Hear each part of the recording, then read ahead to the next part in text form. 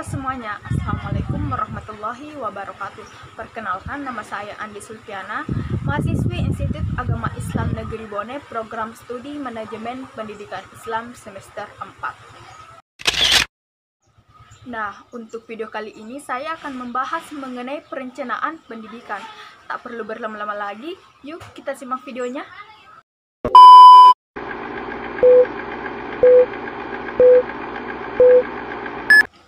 Apa sih yang dimaksud dengan perencanaan? Jadi, perencanaan bisa dikatakan sebagai proses, tujuan, arah, dan keputusan. Nah, perencanaan secara umum merupakan suatu upaya dalam menentukan berbagai hal yang hendak dicapai atau tujuan di masa depan. Ada juga nih beberapa pengertian menurut beberapa ahli pakar.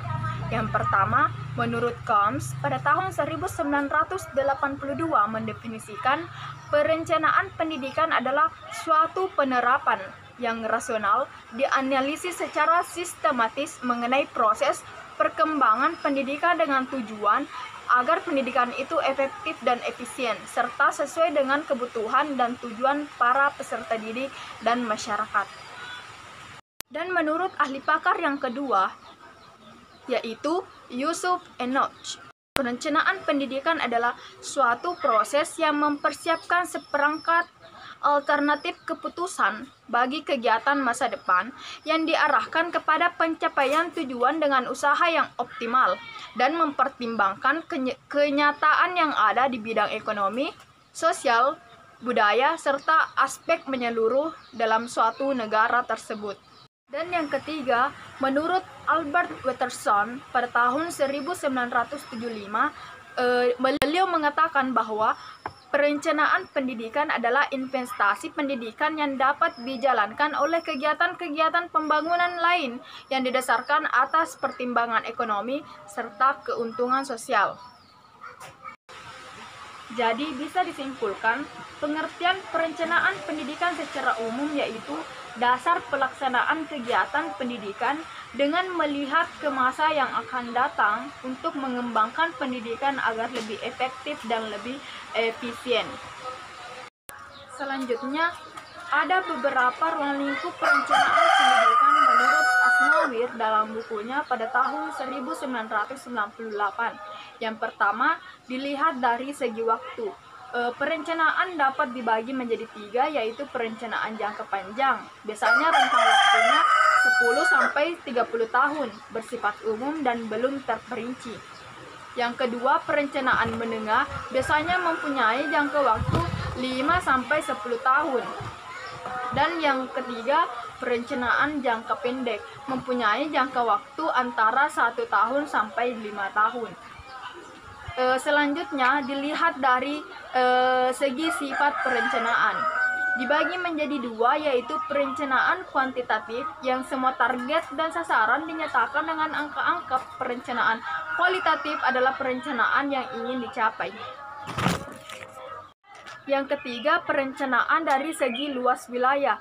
Perencanaan pendidikan dipandang dari segi luas wilayah dapat menjadi 4, yakni perencanaan lokal, perencanaan regional, perencanaan nasional, dan perencanaan internasional.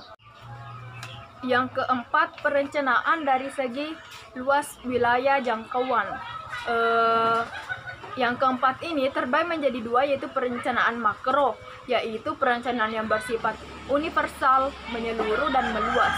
Sedang perencanaan mikro adalah perencanaan yang ditetapkan dan disusun berdasarkan kondisi dan situasi tertentu.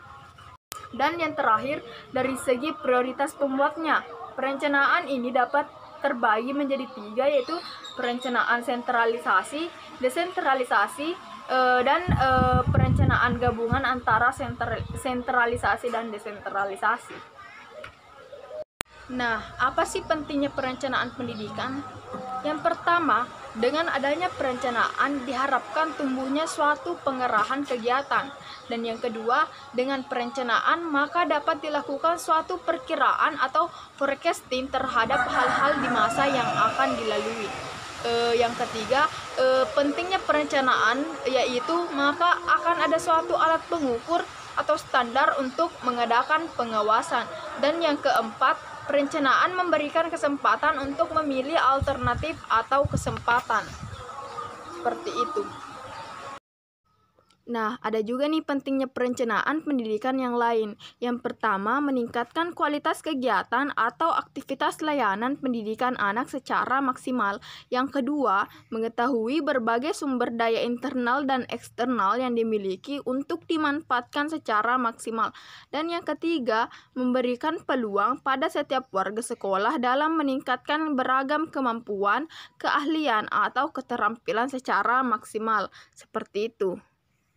Mungkin hanya itu yang bisa saya sampaikan mengenai proses perencanaan pendidikan. Mohon maaf apabila ada kekurangan. Wabillahi taufiq wal hidayah. Assalamualaikum warahmatullahi wabarakatuh.